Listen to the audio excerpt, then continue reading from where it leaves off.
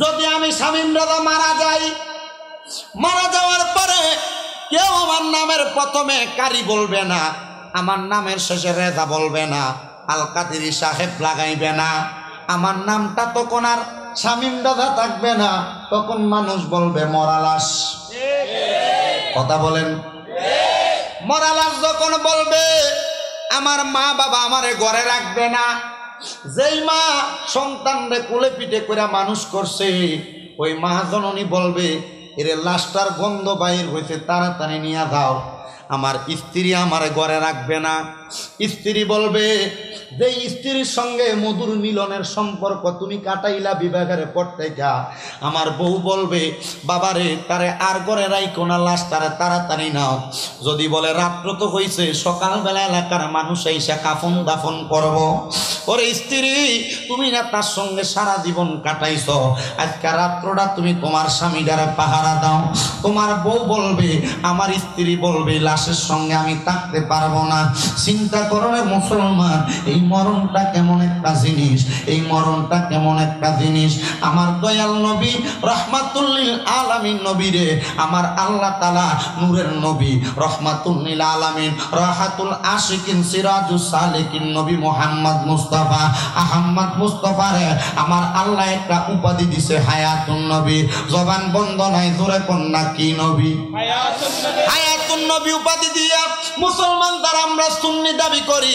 আমরা সুন্নিদের এক নাম্বার আরেকটা আকীদা হলো, নবী আমার জিন্দা, আমার নবীজি মরে নাই, মরে নাই। আমার নবীজি রওজা মুবারকের মধ্যে জীবিত অবস্থায় সালাত আদায় করে, আল্লাহর কোরআন নবীর হাদিসের কথা বাজানো। আমার আল্লাহ তাআলা ওই নবীরে দুনিয়ার জমিনের মধ্যে হায়াতুন নবী বানায়া পাঠাইছে, মানবীয় সুরত দিয়া পাঠাইছে।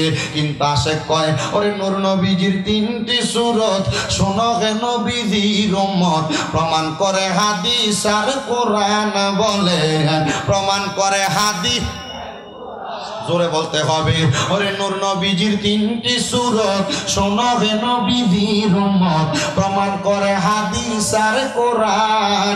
ওরে এক সুরতে হাকিকি, দুই নাম্বারে মালাইকি, তিন নাম্বারে মানব রূপ ধারণ, নবীর আসে গ্রহণে গাইব আমরা, কামলিওয়ালার শানে বন্যা গাইব আসি, নূরে নবীজির শানে, নবীর আসে কাহানে গাইব আমরা।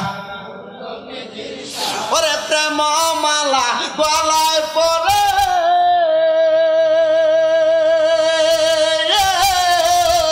ওরে আয়রে আশাক দলে রে দলে, সবাই মিলা গাইব নবীর গান, বলেন সবাই মিলা গাইব নবীর শান। সুন্নি মুসলমান গাইব আমরা, কামলিওয়ালার শান কন্যা গাইব আমরা, শান নবীর আসে কাহানে গাইব আমরা। ওরে বারে রবিউল আউয়াল, ওরে আয়রে আশাক দলে রে দলে, বুক ফালাইয়া গাইব নবীর শান, কন্যা বুক ফালাইয়া গাইব নবীর। সুন্নি মুসলমান গাইব আমরা, কামলিওয়ালার শানে কন্যা গাইব আমরা, শান সুন্নি মুসলমান গাইব আমরা। আবার ওরে নূর নবীজির তিনটি সুরত শোনো হে নবীজির উম্মত, প্রমাণ করে হাদিস আর কোরআন। ওরে এক যে সুরতে হাকিকি, দুই নাম্বারে মালাইকি, তিন নাম্বারে মানব রূপ ধারণ, নবীর আসে কোন গাইব আমরা, শান কন্যা গাইব আমরা, নূর নবীজির নবীর আসে কান গাইব আমরা। আমার বাজান গভীর মনোযোগ দিয়া শুনবেন, তাহলে আমার আল্লাহর নবীজির সুরত কইলা পাইলাম কয়টা? এক নাম্বার ফেরেশতার সুরত, দুই নাম্বার মারহাবা কন্যা, আরো জোরে কোন মারহাবা। এক নাম্বার ফের হাকিকি সুরত, যেই সুরতে আমার আল্লাহ আমার নবীরে দেখছে, এই সুরতের বর্ণনা দেওয়া যাবে না, কারণ এই সুরতের বর্ণনা দিতে গেলে আল্লাহর সুরতের কথা বলা লাগবে। আল্লাহর তো সুরত নাই, হাত নাই, পাও নাই, আল্লাহ ভালো জানে আমার নবীরে আমার আল্লাহ কোন সুরতে দেখছে। ওই সুরতের নাম হইল সুরতে হাকিকি। ধরে কোন সুবহানাল্লাহ। দুই নাম্বার মালাইকের সুরত। আমার আল্লাহ তাআলা যখন আসমান বানায় নাই, জমিন বানায় নাই, আরশ বানায় নাই, কুরসি বানায় নাই, লৌহ বানায় নাই, কলম বানায় নাই, আলমে আরোহার মধ্যে আমার আল্লাহ তাআলা আমার নবীর সুরত দিছে মালাইকা ফেরেশতার সুরত।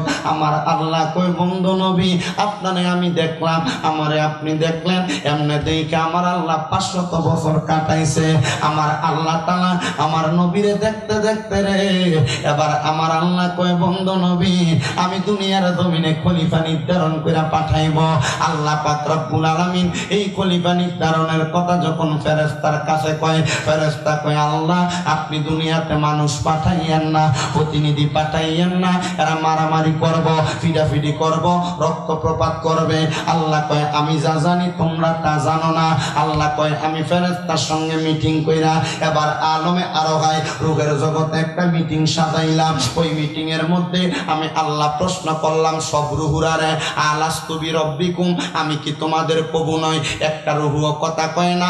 এমন টাইমে দেখলাম একটা রুহু দাঁড়ায় গেছে, ওই রুহুটা উপরের দিকে উঠতেছে আর আমি আল্লাহর কুদরতি কদমে সেজদা দিতেছে। আর রুহু ডাক দিয়া কয় কলু বালা, হ্যাঁ আল্লাহ আপনি হইলেন আমার খোদা। জোরে কোন সুবহানাল্লাহ। আল্লাহ কয় জগতের মানুষ এই রুহু আর কারোর রুহু না, এই রুহু আমার হাবিবের রুহু।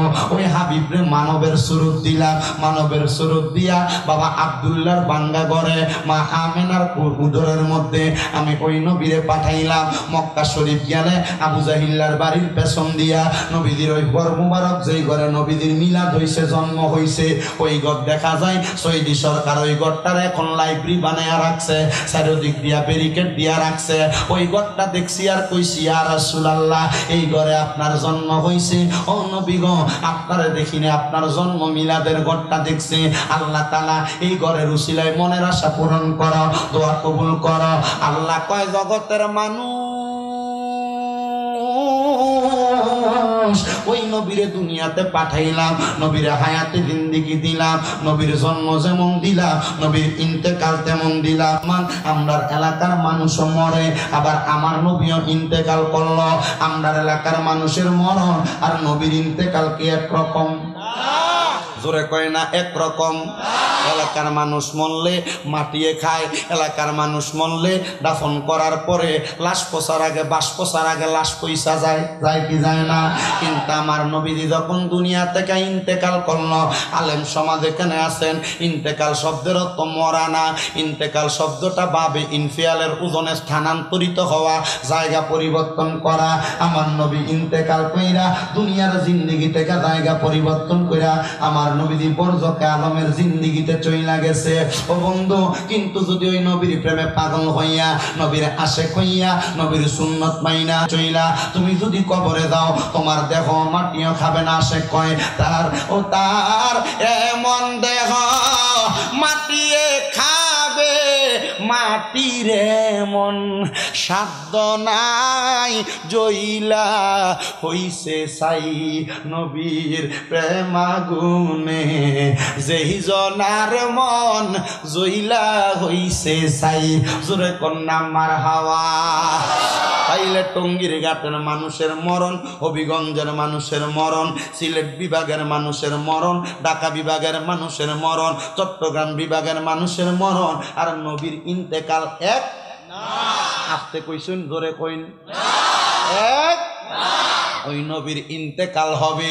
নবীজি হুজরা মুবারকের মধ্যে, নবীর ঘর মুবারকের মধ্যে নবীর কলিজার টুকরা কন্যা হযরতে খাতুনে জান্নাত মা ফাতেমা, হযরতে খাতুনে জান্নাত ফাতেমা কয় আমি আমার ঘরের মধ্যে যখন আমার নবীজির খেদমত, কষ্ট হইতেছে না, আমার নবীজির খেদমত করতেছে, এমন টাইমে দেখলাম ঘরের বাহির থেকে কে জানি সালাম দেয়, আসসালাতু আসসালামু আলাইকা ইয়া রাসূলুল্লাহ। সালামের জবাব পাইলাম। আমি দরজা খোলার জন্য গেলাম। দরজা যখন খুললাম আমি দেখলাম কে জানি ঘরের দরজায় দাঁড়ানো, কিন্তু ওনার কদমগুলা জমিনে, মাথাটা আসমানের সঙ্গে লাগা। আমি ফাতেমা আব্বাকে একটা চিৎকার দিয়া ঘরের দরজা বন্ধ করে ফালাইলাম। আমি গেলাম রহমাতুল লিল আলামিন নবীর কাছে। আমি নবীর সামনে যাইয়া ডাক দিয়া কইলাম, আব্বা কে জানি আপনার ঘরের দরজার সামনে দাঁড়াইছে। উনি তো কোনো কথা বলে না, কিন্তু সালাম দিছে, আসসালাতু আসসালামু আলাইকা ইয়া রাসূলুল্লাহ ইয়া আখি, আপনার এমনে সালাম দিছে। আমার নবী ডাক দিয়া কয়, ফাতেমা আমি নবীরে ভাই বইলা সম্বোধন করে, ওইটার কেউ না, ওইটা হইল আমার আল্লাহ তাআলার ফেরেশতা মুআল্লিমুল মালাইকা হযরতে জিবরাইল আলাইহিস সালাতু ওয়াস সালাম। ওই জিবরাইল ফেরেশতা আমার ঘরের সামনে আসছে। ফাতেমা দরজা খুইলা দাও। জিবরাইল আইসা ডাক দিয়া কয়, নবী গো ইয়া রাসূলুল্লাহ ইয়া হাবিবাল্লাহ, নবী গো আল্লাহ খবর পাঠাইছে আপনি নবীর কাছে অনুমতি নেওয়ার জন্য। আপনার হায়াতে জিন্দেগির 63 বছর খতম হয়ে গেছে, 63 বছর শেষ হয়ে গেছে। আপনি অনুমতি দিলে আপনার রূহ নিব, আপনি অনুমতি দিলে আপনার রূহ নিব, আপনি বললে রূহ নিব, নচেত রূহ নিব না। ও আমার ভাইয়েরা, তারা কই নবী মইরা গেছে গা, প্রত্যেক থেকে মাটির সাথে মিশা গেছে গা, তারার জিঙ্গাইও চাইনি। তারার বাপের মরণের সময় ফেরেশতা জিবরাইল আইসা অনুমতি চাইছিল নি। যদি ফেরেশতা জিবরাইল আইসা অনুমতি না চায় তাহলে তারা কেমনে নবীরে আমরার মতো মানুষ বলে?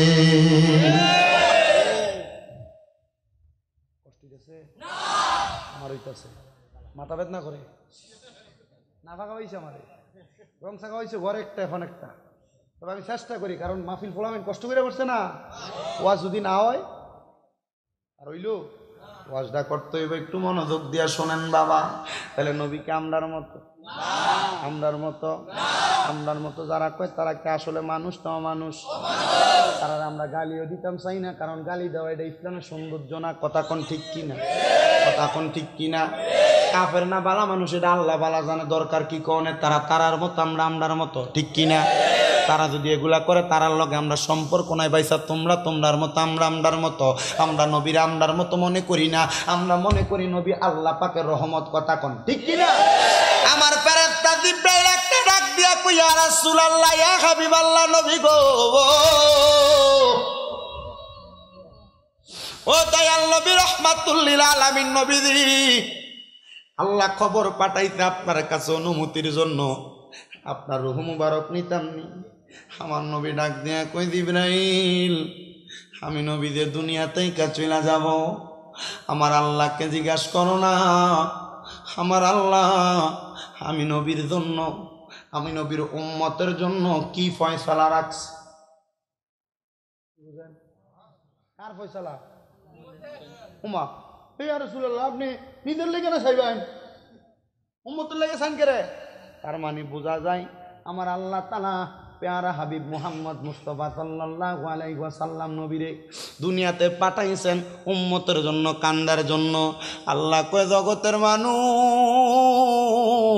আমি আল্লাহর কাহা সুরুত আছে বড় মারাত্মক। যদি কোনো মানুষ দেখে ওই মানুষগুলা হাহাকার করে মাটিতে পড়ে যাবে, সহ্য করতে পারবে না। কিন্তু আমি আল্লাহর রহিম রহমান নামের সুরতরা আমার হাবিবরে আমি দান করে দিছি। আমি আল্লাহ তাআলা কাহার সুরত নিয়া হাসরের ময়দানে দাঁড়ায় থাকবো, কিন্তু আমার হাবিবে কিবরিয়া রহমান রহিম নামের উসিলায় তার উম্মতরে নাজাত দিয়া দিব। আল্লাহর কসম, ওই হাবিবের একটা উম্মত যদি জাহান্নামে থাকে, ওই হাবিব জান্নাতের মধ্যে প্রবেশ করবে না। জবান খুলে জোরে বলেন সুবহানাল্লাহ। আরে হে প্রিয় হাবিব পাগলের রক্ষকের নগরে, বলেন হে প্রিয় হাবিব পাগলের দরে। পাগল ছিল অস্করণে জুব্বা দিলা তারে, আমি পাগলা কি দোষ করলাম রাখলা দূরেতে। বলেন পাগল ছিল অস্করণে জুব্বা দিলা, এই আমি পাগলা কি দোষ করলাম রাখলা দূরেতে। প্রিয় হাবিব পাগলে রে রাখছো কেন দূরে বল হে প্রিয় হাবিব পাগলে রে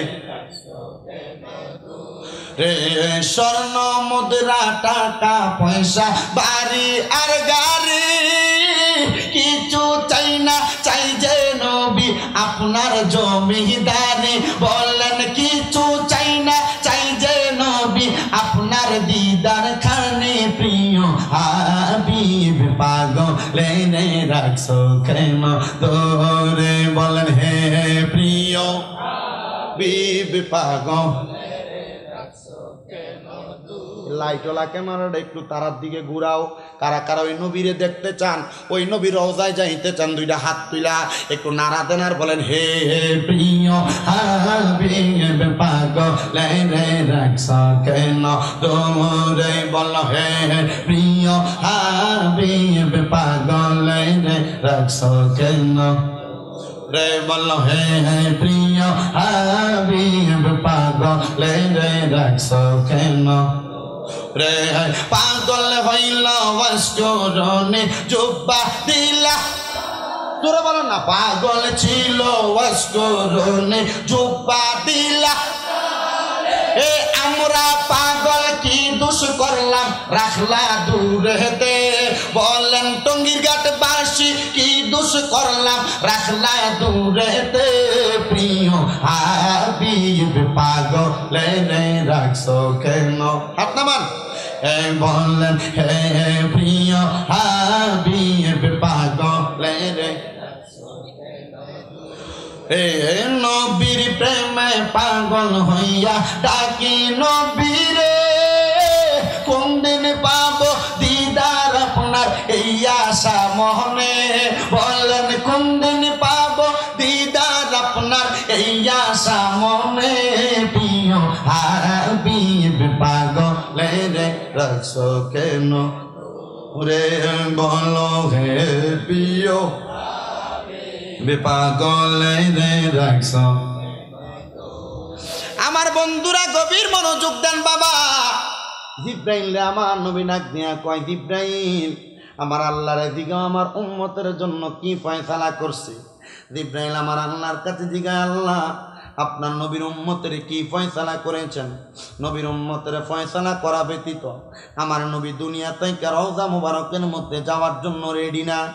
আমার রহমাতুল লিল আলামিন নবী এই কথা বইলা যখন জিব্রাইল চইলা যায় এমন টাইমে খাতুনে জান্নাত ফাতেমারে আমার নবী ডাক দিয়া কয় ফাতেমা আমার সব সাহাবীদেরকে খবর দাও।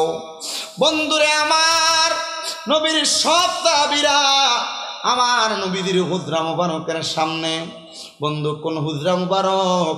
নবীজির রওজা মুবারকের একবারে পাশে, নবীজির কদম মুবারকের পাশে অবস্থিত আমার নবীজির ঘর মুবারক।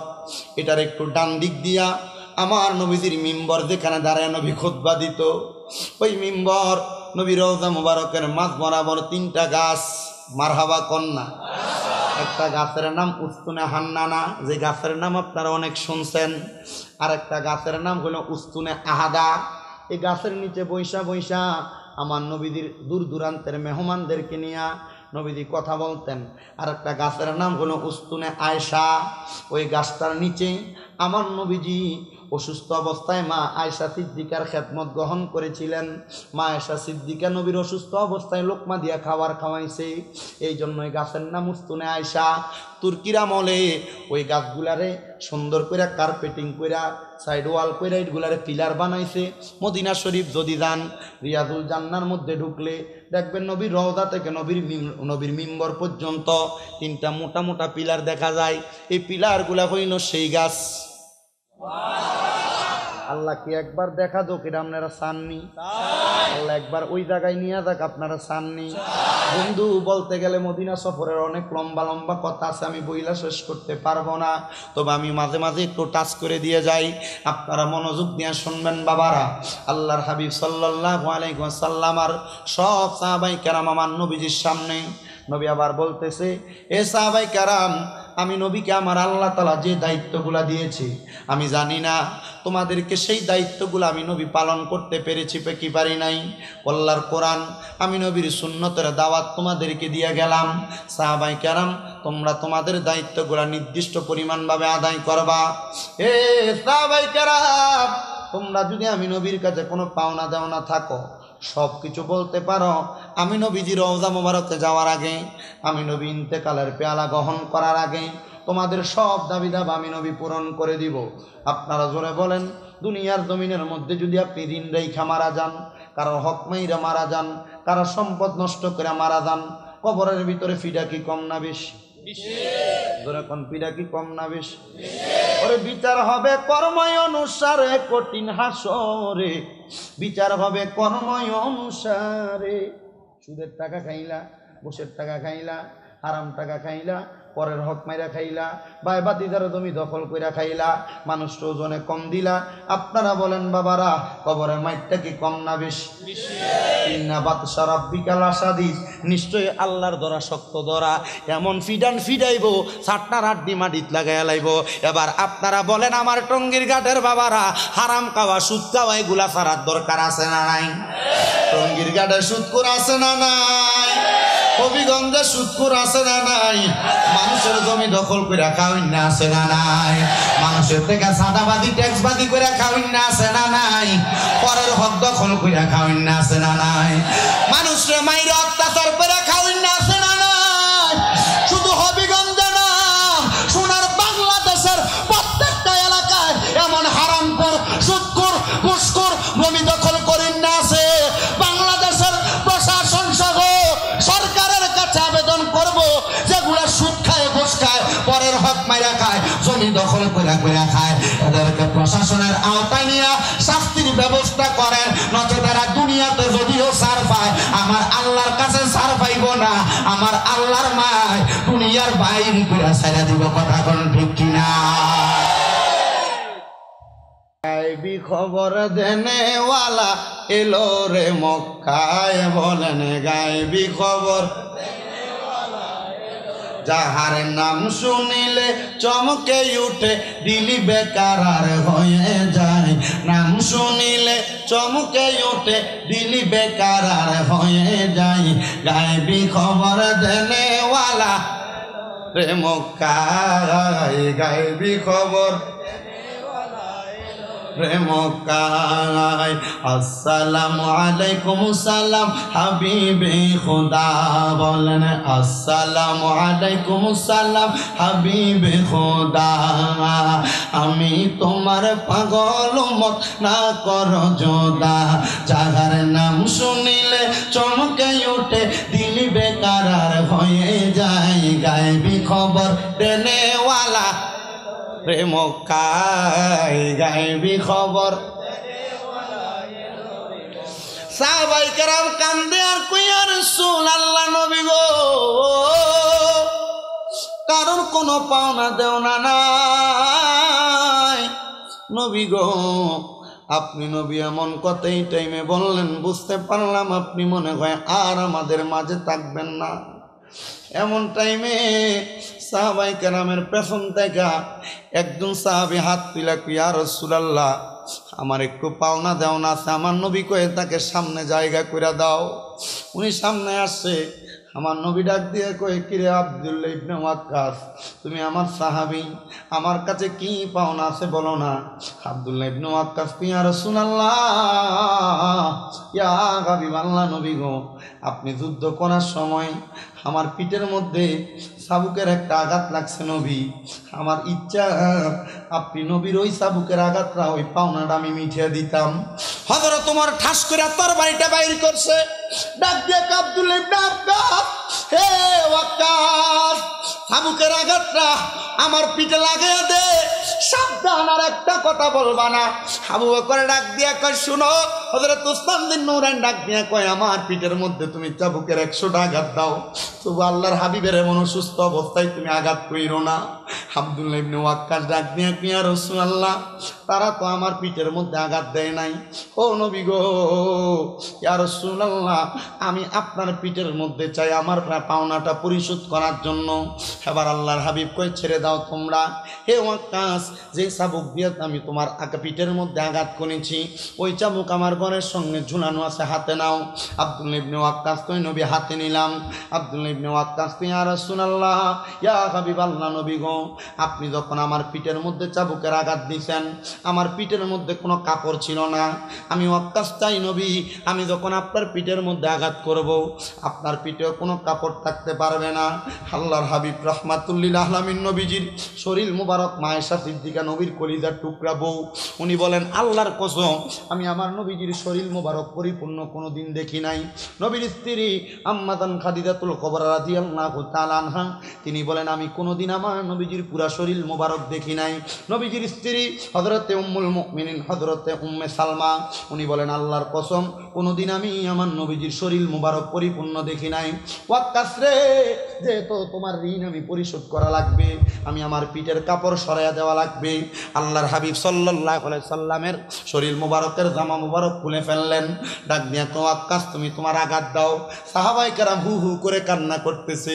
আব্দুল্লাহ ইবনে ওয়াক্কাস বলি আমি সাথে সাথে আমার হাতের চাবুকটা ফালাইয়া আমি একটা লাফ দিয়া আল্লাহর হাবিবের পিঠ মুবারকের মধ্যে নবীর একটা মোহরে নবুয়াত, নবী যারা ছিল নবীদের পিঠের মধ্যে মোহরে নবুয়াত ছিল, আমি একটা দৌড় দিয়া আল্লাহর হাবিবের মোহরে নবুয়াতে চুমা দিছি।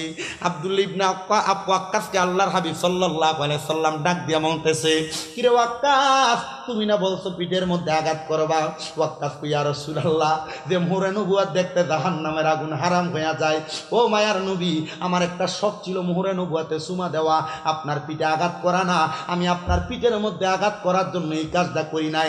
আপনি নবী দুনিয়াতেই কাজ চইলা যাওয়ার আগে আমি ওয়াক্কাস চাইছিলাম আপনার পিঠ মুবারকের মোহরে নবুয়াতে চুমা দেওয়ার জন্য। ইয়া রাসূলুল্লাহ, নবী গো, আমার মনের আশা পূরণ হইয়া গেছে।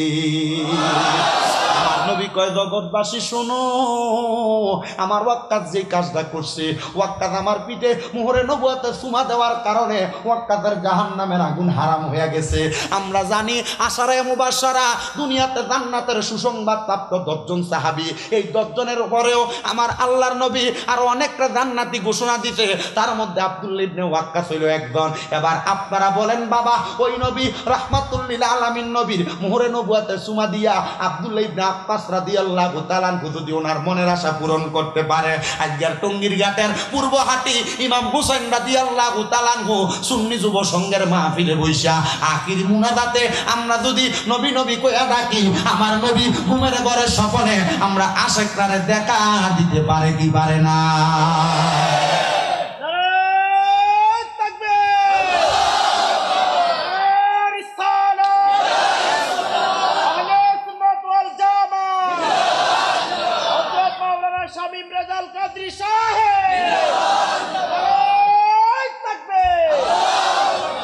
নবী আমার জান রে, নবী আমার প্রাণ রে, নবী আমার জান রে, নবী আমার প্রাণ রে, জীবন ধন্য হতো আমার পাইলে নবী আপনারে, জীবন ধন্য হইতো আমার পাইলে নবী আপনারে। বল নবী আমার রে, নবী আমার প্রাণ রে, নবী আমার, আসো কেন তোমরা, নবী রে, জীবন ধন্য হতো আমার পেলে নবী আপনারে, পেলে নবী আপনারে। জবানটা খুলা ধরে কোন আল্লাহু আকবার। সাহাবায়ে কেরাম বুঝা গেছে নবী আর তাদের মাঝে থাকবে না। খাতুনে জান্নাত ফাতেমা আমার নবীরে দইরা নবীর হুজরা মুবারকে ঢুকাইছেন। রাত্রবেলা আল্লাহর হাবিব সাল্লাল্লাহু আলাইহি ওয়াসাল্লামের কাছে জিবরাইল হাজির হয়ে গেছে। ইয়া রাসূলুল্লাহ, ইয়া হাবিব আল্লাহ, নবী গো, আমার আল্লাহ তাআলা পাঠাইছে খবর দিছে আপনি নবীর উম্মতের একটা ফয়সালা আল্লাহ কইরা দিছে। নবী আমার খুশি হয়ে গেছে, 2 রাকাত নামাজ আদায় করছি, সেজদা দিয়া কান্দে আল্লাহ উম্মতের কি ফয়সালা করছেন। জিবরাইল কই ইয়া রাসূলুল্লাহ, আপনার উম্মত যদি আপনারে মানে, আপনার কথা শুনে, আপনার পথ মতে চলে, তাহলে আপনার উম্মতরে আমার আল্লাহ তাআলা ফাদাখালাল জান্নাত জান্নাতি বানাইব। আল্লাহর হাবিব কয় মেনে নিলাম ও জিবরাইল, তাহলে আমি অনুমতি দিলাম। আল্লাহ তাআলাকে বলো আমার রূহ যেন কবজ করা হয়। হযরতে জিবরাইল আলাইহিস সালাতু ওয়াস সালাম, ওয়াজটা কোন জায়গায়? হযরতে জিবরাইল আলাইহিস সালাতু ওয়াস সালাম বলেন, এবার আমি যখন ঘর মুবারক থেকে বের হব, বের হওয়ার সাথে সাথে নবীর হুজরা মুবারকের দরজা বন্ধ। এমন টাইমে আজরাইল যাইয়া নবীজির ঘর মুবারকের সামনে আওয়াজ দেয় আর নবীজিকে সালাম দেয়। আজরাইল আমার নবীজির সামনে, আমার নবীজির ঘর মুবারকে যখন সালাম দেয়, হযরতে খাতুনে জান্নাত ফাতেমা বলে আমি দরজা খুললাম। দরজা খুইলা দেখি এমন ভয়ঙ্কর চেহারা আমি আর কোনোদিন এমন মানুষ দেখি নাই, এমন ব্যক্তি দেখি নাই। আমি বললাম আব্বা কে জানি ভয়ঙ্কর বড় চেহারা। আমার নবী চোখ মুবারকের পানি মুবারক গুলা ছেড়ে দিছে। ছেড়ে দাও, দরজা খুলে দাও। আমার আল্লাহ তাআলার ফেরেশতা হাজির হয়ে গেছে, যিনার নাম মালাকুল মাউত। উনি যেহেতু আসছে, ওনাকে আমার সামনে সাক্ষাৎ করতে দাও। হযরতে মালাকুল মাউত ফেরেশতা যখন হাজির হয়ে গেছে, আল্লাহর হাবিব সাল্লাল্লাহু আলাইহি ওয়াসাল্লামের রূহ মুবারক নিবে।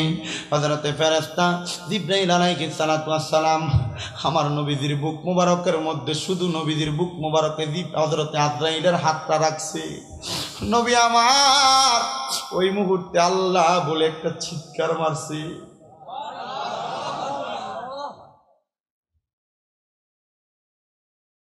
নবীজির দরবারে নবীজির রূহ কবজ করার আগে জিবরাইল অনেকবার আসছে, বারবার আসছে। আল্লাহর হাবিব সাল্লাল্লাহু আলাইহি ওয়াসাল্লাম ডাক দিয়া কয় আজরাইল, সামান্য একটা হাত তোমার আমি নবীর বুক মুবারকের মধ্যে রাখছি। মনে হয় সমস্ত পৃথিবীর যত বড় বড় পাহাড় আছে আমি নবীর বুক মুবারকের মধ্যে ওজন চাপিয়ে দেওয়া হয়েছে। হে আজরাইল রে, আমার উম্মতের রূহ যখন কবজ করা হবে, আমার উম্মত রে কি এত কষ্ট দিয়ে রূহ কবজ করা হবে নাকি? আজরাইল কয় নাম ইয়া রাসূলুল্লাহ, এমনি কবজ করা হবে।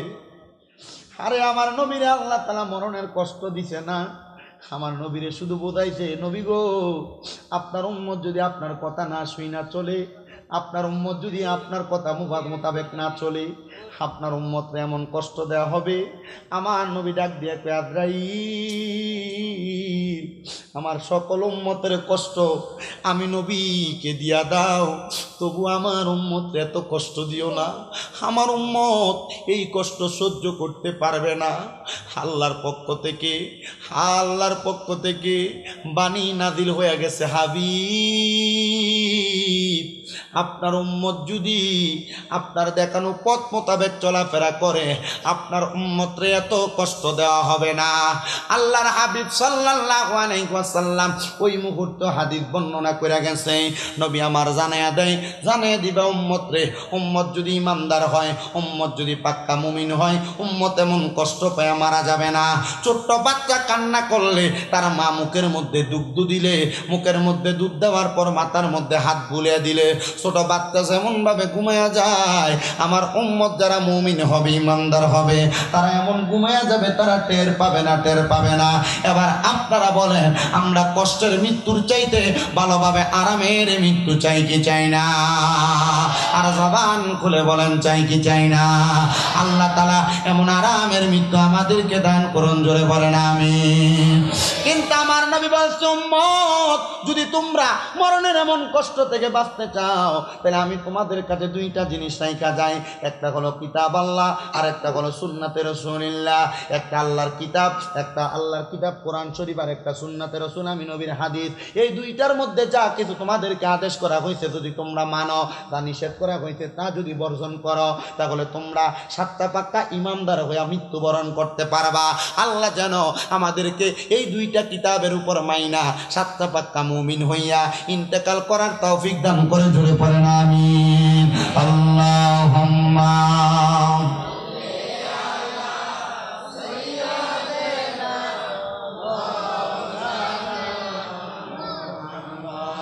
وعلى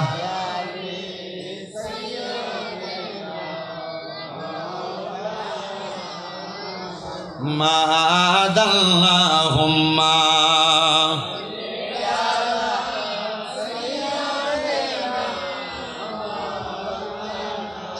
محمد وعلى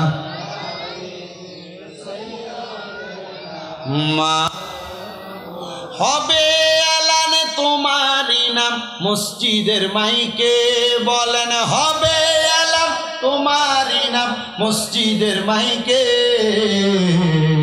বাড়িওয়ালা নাই রে বাড়ি নাই রে দুনিয়াতে বাড়িওয়ালা নাই রে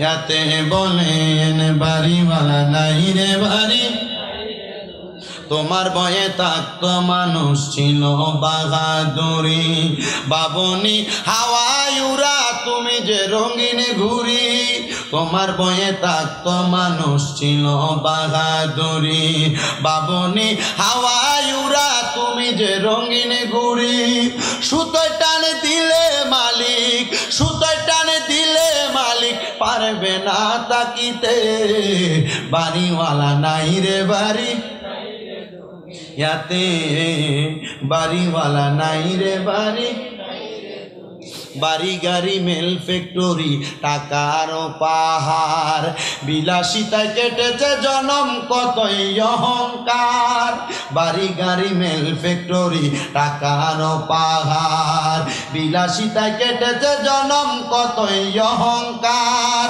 দামি কাপড় ছেড়ে হবে দামি কাপড় ছেড়ে হবে সাদা কাফনে পরিতে বাড়িওয়ালা নাই রে বাড়ি ইয়াতে বাড়িওয়ালা নাই রে বাড়ি চোখেরই পলকে তুমি হতে পারো লাশ চিরতরে বন্ধ হবে তোমারই নিঃশ্বাস চোখেরই পলকে তুমি হতে পারো লাশ চিরতরে বন্ধ হবে তোমারই নিঃশ্বাস হবে এলাম তোমারই নাম মসজিদের মাইকে বলেন হবে এলাম তোমারই নাম মসজিদের মাইকে বাড়িওয়ালা নাই রে বাড়ি ইয়াতে বাড়িওয়ালা নাই রে বাড়ি কান্দি আর দোয়া করে হুজুর আমার মা বাপ যে তো মক্কা মদিনা দেখছে না আমার আল্লাহ যেন আমার মা বাপ রে কবরে আমার রাসূলের দিদার নসিব করে জোরে বলেন আমিন হে টঙ্গির ঘাটের যুবকের দল এ টঙ্গির ঘাটের মুরব্বী বাবারা ওই মদিনা দেখার জন্য কত আশিকের রাসূল কান্দে আমরা সবাই তো ওই মদিনা যাইতে যাই কিন্তু আপনারা তাকবীরের আওয়াজ দিচ্ছেন আজকে বাবারে মদিনা যাওয়ার টাকা না থাকতে পারে তবে মনে রাখবেন মরণের আগে নবী নবী কইরা যদি মরেন আপনি মদিনা যাওয়া লাগবে না টঙ্গির ঘাটের বাঙ্গা ঘরটার ভিতরে আমার নবী আসার ক্ষমতা আছে না নাই মরণের আগে ওই নবীর একবার দেখবেন যারা যারা মদিনা যাইতে চান সবাই দূরে দূরে আমার সাথে পড়ে ওরে দয়াল আল্লাহ দয়া করেন দয়া করেন নসিব করেন মদিনা লা ইলাহা ইল্লাল্লাহ জুসলা লা জুরলা ইলাহা হায়রে আমরা বড় ভাগ্যবান আমরার নবীজি আল্লাহর মেহমান বলেন আমরা বড় ভাগ্যবান আমরার নবীজি আল্লাহর মেহমান আল্লাহ দয়া কইরা করলেন দান বলেন দয়া দান আমরার নবীজি ঈমান লা ইলাহা ইল্লাল্লাহ ও লা ইলাহা লা ইলাহা ইল্লাল্লাহ মুহাম্মাদুর রাসূলুল্লাহ সাল্লাল্লাহু আলাইহি ওয়াসাল্লাম। হে আমার টঙ্গীর ঘাট এলাকার ভাই বাবারা বন্ধুরা, আজকে তোতা মিয়ার বাড়ির প্রাঙ্গণে পূর্বহাটে ইমাম হোসেন রাদিয়াল্লাহু তাআলা আনহু সুন্নি যুব সংঘের উদ্যোগে পঞ্চম বাৎসরিক সুন্নি সম্মেলনে তারা আগমন করলেন। আপনারা বলেন, আমরা সবার জীবনে গুনাহ আছে না নাই? আমি স্বীকার করলাম এই মজলিসে যত আলেম ওলামা, যত দাড়ি পাকা বুড়ো বুড়ো বাবারা, যুবক নওজোয়ান ভাইরা আছেন, আপনারা সবার চাইতে আমি শামীম রেজার গুনাহ বেশি। আমার গুনাহ যদি আপনারা টঙ্গীর ঘাটের মানুষ দেখতেন, আমার এলাকায় প্রবেশ করাইতেন না, আমার নামটা প্রধান অতিথি নাম দিয়া মাহফিলে বক্তা বানাইতেন না। আমার আল্লাহ এত দয়াবান, আমার আল্লাহ এত মায়ার আল্লাহ। আল্লাহ কয়, বান্দা আমি তোমার গুনাহগুলা গোপন রাখছি, মরণের 1 সেকেন্ড আগেও বান্দা যদি তওবা করে আমি বান্দার গুনাহগুলা মাফ করে দিব। আল্লাহ কয়, বান্দা রে, ও বান্দা, আমার বান্দারা যখন আমার কাছে তওবা করে আমি আল্লাহ তাআলা খুশি হইয়া ফেরেশতাদের কাছে আমি সাক্ষী বানিয়ে দেই। ফেরেশতারা তাকায় থাকো, আমার বান্দারা আমার কাছে ক্ষমা প্রার্থনা করে, আমি তোমাদেরকে সাক্ষী নাইকে আমার বান্দাদেরকে মাফ করে দিলাম। হে আমার বন্ধু, হে যুবক ভাইরা, মুরব্বী বাবারা, পর্দার অন্তরালের মা বোনেরা, আজকের মজলিসের মধ্যে আমি গুনাহগার, আমার গুনাহগুলা আল্লাহ তাআলা গোপন করে রাখছে। এখানে অনেক মানুষ আছেন যারা লুকিয়ে লুকিয়ে গুনাহ করছেন, গোপনে গোপনে গুনাহ করছেন। আপনার গুনার খবর আপনার মা জানে না, যদি জানতো আপনার ফুটবলে পরিচয় দিত না। এই যুবক ভাইয়েরা, তোমার গুনার খবর তোমার বন্ধু বান্ধব জানে না, যদি জানতো তোমার বন্ধুকে পরিচয় দিত না। দাড়ি পাকা বড় বড় বাবারা, আপনারা চিন্তা করেন, আপনাদের গুনার খবর যদি আপনাদের সন্তান জানতো, আপনাদেরকে কিন্তু বাপকে পরিচয় দিত না। এই জন্য বাবা, আমার আল্লাহ তাআলা আমরার গুনাহটি গোপন করে রাখছে। চিন্তা করেন, আমরা মিথ্যা কথা বলার কারণে আল্লাহ যদি আমরার কপালে লেখা দিত আমরা মিথ্যাবাদী, মানুষ আমরার রাস্তায় দেখলে মিথ্যাবাদী করে ডাকতো। যদি আমরা মানুষের একজনের পেছার একজনের কাছে লাগাই, এই কথা যদি আল্লাহ কপালে লেখা দিত সগলখোর, মানুষ আমরারে সগলখোর করে ডাকতো। আমরা যারা গোপনে গোপনে লুকিয়ে লুকিয়ে গুনাহ করি, যদি মানুষ আমরার গুনাহগুলার খবর জানতো, মানুষ আমরার এইটা বইলা ডাকতো। আল্লাহর কাছে ফরিয়াদ করি, আল্লাহ তুমি আমরার গুনাহগুলা গোপন রাখছো। আমরা চাই আজকে টঙ্গীর ঘাটের পূর্ব হাটের মাহফিলের উসিলায় আমরার গুনাহটি তুমি গোপনে গোপনে মাফ করে দাও। আপনারা বলেন বাবারা, আমার আল্লাহ চাইলে গোপনের গুনাহ গোপনে মাফ করতে পারে কি পারে না? এই জোরে বলেন, পারে কি পারে না? আল্লাহ কয়, বান্দা আমি আল্লাহর কাছে ক্ষমা চাও, আমি মাফ করব। ইন্নাল্লাহা গফুরুর রহিম, নিশ্চয়ই তিনি আল্লাহ যিনি ক্ষমাশীল এবং দয়ালু। আসেন বাবারা বন্ধুরা, আমরা আল্লাহ তাআলার কাছে ক্ষমা প্রার্থনা করার জন্য জীবনের গুনাহগুলা মাফ চাইয়া আমার আল্লাহ তাআলার একটু ইসমে জাতের জিকির করবেন। যাদের জবান আছে তাদের কাছে আমার দাবি আছে, যাদের জবান নাই তাদের কাছে আমার কোনো দাবি নাই। জবান যদি থাকে, জবানটা ছেড়ে দিয়ে কলবের মধ্যে ধাক্কা দিয়া একটু আমার আল্লাহ তাআলার ইসমে জাতের জিকির করেন। আল্লাহ আল্লাহ আল্লাহ আল্লাহ, একটু কমান। আল্লাহ আল্লাহ আল্লাহ, আমার জায়গা হবে নিয়ে আমার মোরা লাশের লাইগা, মসজিদের পাশে আমার কবর দিও কইরা, আমার জায়গা হবে নিয়ে মারহাবা। আল্লাহ জবান না কইরা আল্লাহ নাকি শোন নাই?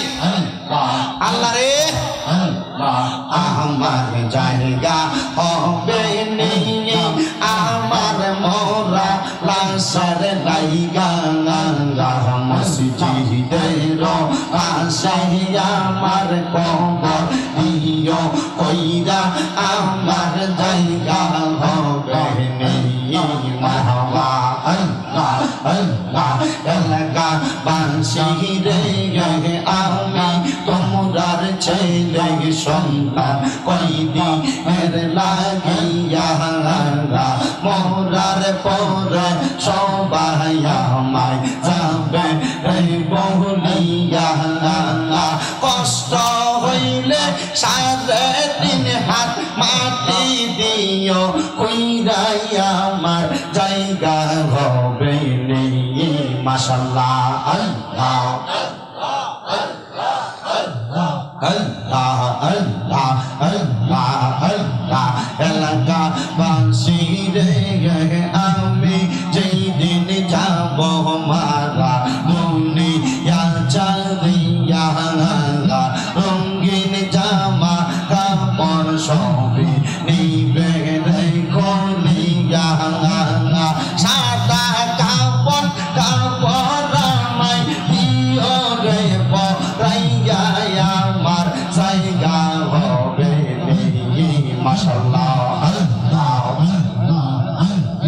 আল্লাহ আল্লাহ আমার জায়গা হবে নেই আমার মোরা লাশের লাইগা মসজিদের পাশে আমার কবর দিও কইরা আমার জায়গা হবে নেই মাশাআল্লাহ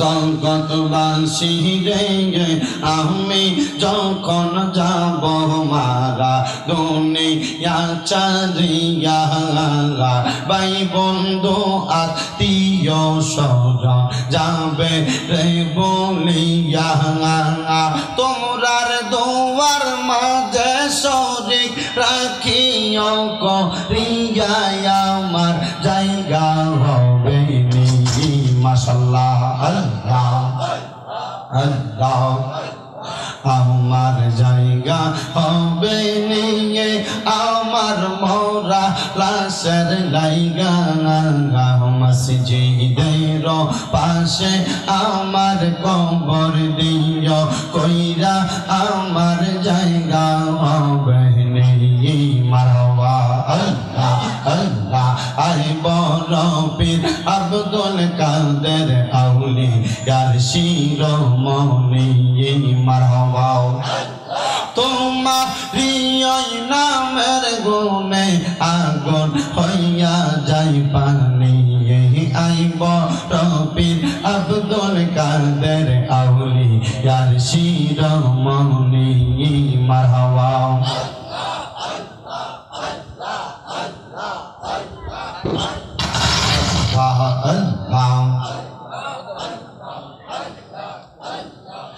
লা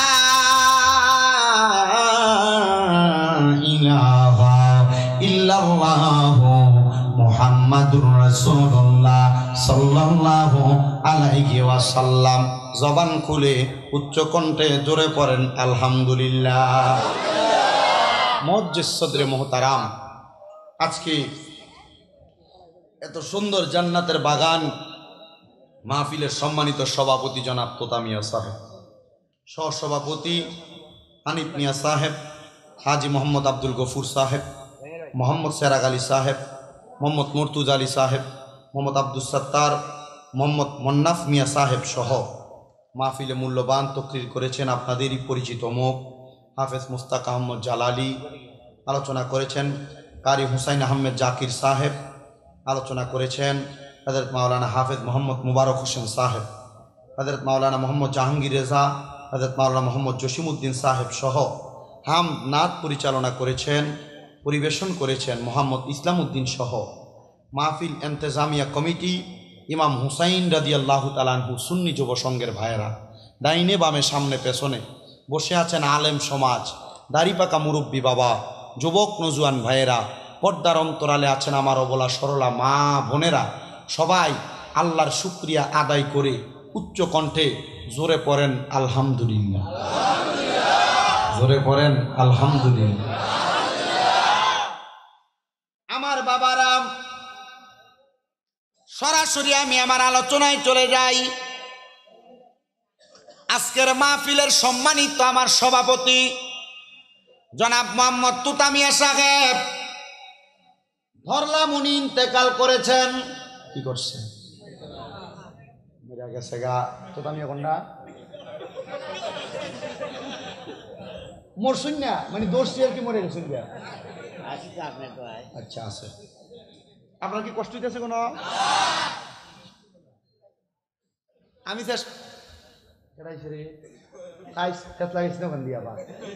কারণ এখন তো যে একটা অবস্থা যদি পরে আবার অন্য বুমটুম মারিলে মারতো না ইনশাল্লাহ টঙ্গির কাছে যে হাসি করে চলার ইমাম হুসাইনের নামে সংগঠন নানি ওখানে ব্যাস লাগতো না ইনশাল্লাহ আল্লাহ কবুল করতো আমিন কৌ জায়গা ছুট হইছে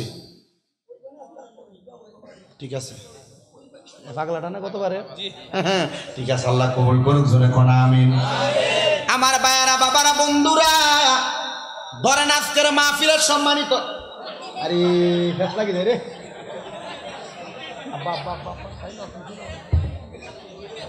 মাহফিলে শেষ হইব পরে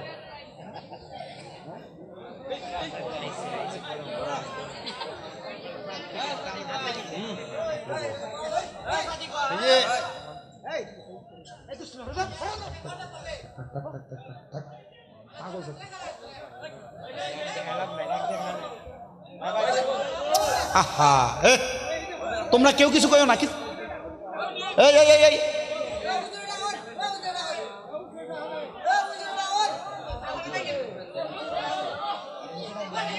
ওই তারা বাসে এই আরে আস্তা মাহফিল নষ্ট হয়ে যাবো এই ও এটা কি তাই ওটা তো তার তুনো বেশি পাগল এই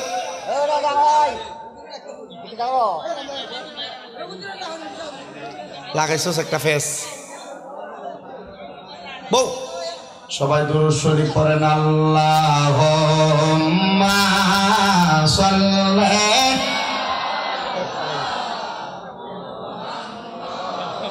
দেওয়ালায়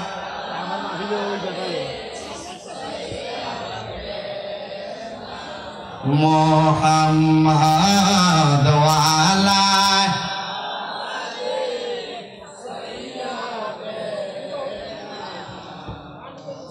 আমার বাবারা বাবারা বন্ধুরা রে গভীর মনোযোগ অন্তরের কান লাগান আমার মাহফিলের প্রধান অতিথি বানাইছেন কারণ শামীম রাজা কুমিল্লা থেকে আসবে শামীম রাজারে যদি প্রধান অতিথি না দেন কেমন দেখা যায় এই জন্য আপনারা আমার প্রধান অতিথি বানায়া বসাইছেন কিন্তু আব্বা আল্লাহর কোরআনুল কারিমে আমার আল্লাহ কয় কুল্লু নাফসিন যায়িকাতুল মাউত আল্লাহ কয় বান্দা প্রত্যেক নফসকে মরণের স্বাদ গ্রহণ করা লাগবে কথা কোন ঠিক কিনা